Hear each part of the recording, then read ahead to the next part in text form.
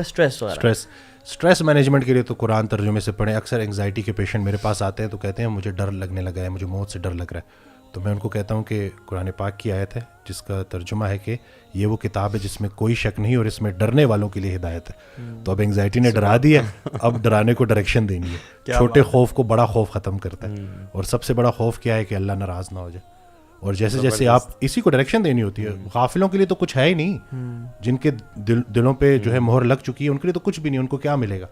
لیکن جو ڈر گیا ہے نا, جس کو ڈر لگتا ہے, جس کے اندر احساس ہے, انگزائٹی اپنے اس پریشانی کو چینلائز کرنے کا نام ہے کہ اس کو جب آپ چینلائز کر لیتے ہو تو آپ بہت کچھ سیکھتے ہو اس بیماری سے.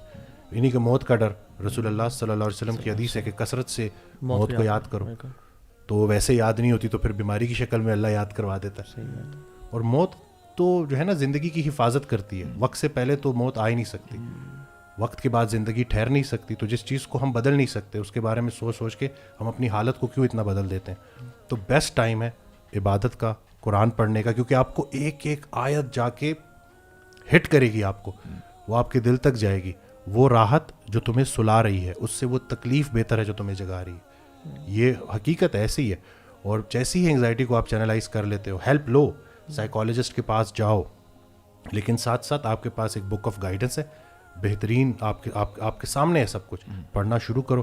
اور یہ وہ کتاب ہے جس میں آپ کا ذکر ہے. اچھا, ویسے ہی جب بندہ بیمار ہو جاتا ہے نا تو اللہ کے قریب ہو جاتا ہے. یعنی جو بندہ پریشان ہوتا ہے اور مصیبت میں ہوتا ہے, بیماری میں ہوتا ہے, تو اللہ تب یاد آتے ہیں. اور میں سمجھتا ہوں کہ دیکھیں اس میں بھی اس پارٹ آف دا وزڈم کہ اللہ تعالیٰ نا بندے سے محبت اتنی کرتے ہیں کہ بندہ ویسے ہی جب سیدھے راستے پہ نہیں آ رہا ہوتا تو ہی افلکٹس دیٹ پرسن ود ڈیزیز اور سکنس, اور یہ وہ ساری چیزیں آ جاتی ہیں واپس لانے کے لیے. وَلَنُذِيقَنَّهُم مِّنَ الْعَذَابِ الْأَدْنَىٰ دون العذاب الاکبر لعلهم يرجعون. ہی وجہ لعلهم يرجعون جو ہے نا اصل مقصد یہ. اور یہ جو ایون موت کا خوف ہے نا, اگر تو یہ انسان کو لیزی اور پیرالائز اور لیتھارجک کر رہا ہے تو پھر یہ نیگیٹو اس میں جا رہا ہے. لیکن اگر یہ آپ کو انرجی دے اور موٹیویٹ کرے to work for the hereafter, تو یہ کتنی خوبصورت بات ہے. تو آئی تھنک موت کا خوف بالکل انسان کو بٹھا نہ دے کہ مجھے تو موت سے ڈر لگتا ہے اور سارا, rather this emotion should activate you to work harder and harder for your آخرہ انشاءاللہ. اور یہ بڑی پازیٹیو انرجی میں کنورٹ ہو سکتا ہے. موت کے اوپر نا حضرت نے ایک چیز لکھی کہ پیر, پیغمبر, ولی, درویش, مردان خدا موت کی وادی سے گزرے ہیں بتسلیم و رضا. موت کیا ہے حق سے بندے کو ملانے کا سبب, موت سے ڈرتے نہیں جو جاگتے ہیں نیم شب. روز اول سے رہا یہ زندگی کا سلسلہ, موت کیا ہے زندگی کا آخری ایک مرحلہ.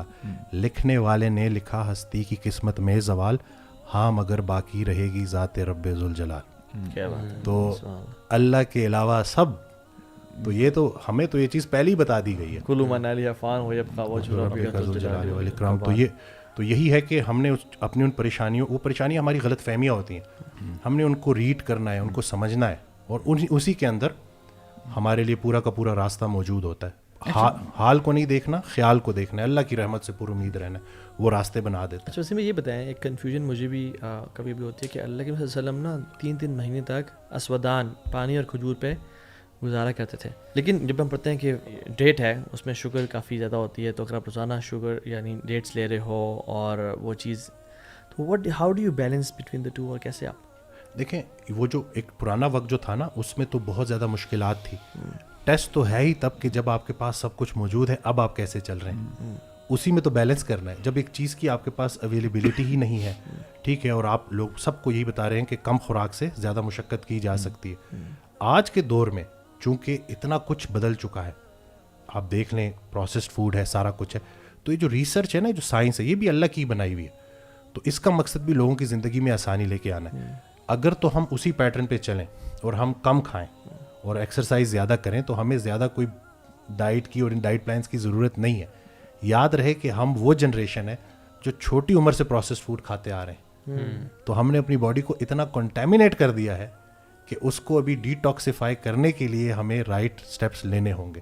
پرانے وقتوں میں آپ دیکھیں نا کہ کوئی اس طرح کی مطلب پروسیس فوڈ نہیں تھا, کچھ بھی نہیں تھا, بلکہ کھانے کو ہی بہت کم تھا. تو بالکل, بلکہ ابھی تو یہ میں ایک اور اسٹڈی دیکھ رہا تھا کہ جب ابھی بچہ پیٹ میں ہے اور ماں غلط چیزیں کھا رہی ہے تو وہ سارا کا سارا بچے تک جا رہا ہے. تو یہ نہیں کہ وہ مسکین بیچارہ معصوم جو ابھی تک دنیا میں آیا ہی نہیں ہے, وہ پہلے ہی اس کے خون میں جو ہے ہائپر انسولینیمیا, انسولین لیول زیادہ ہیں, تو وہ کھا کے سونا یہ زہر ہے.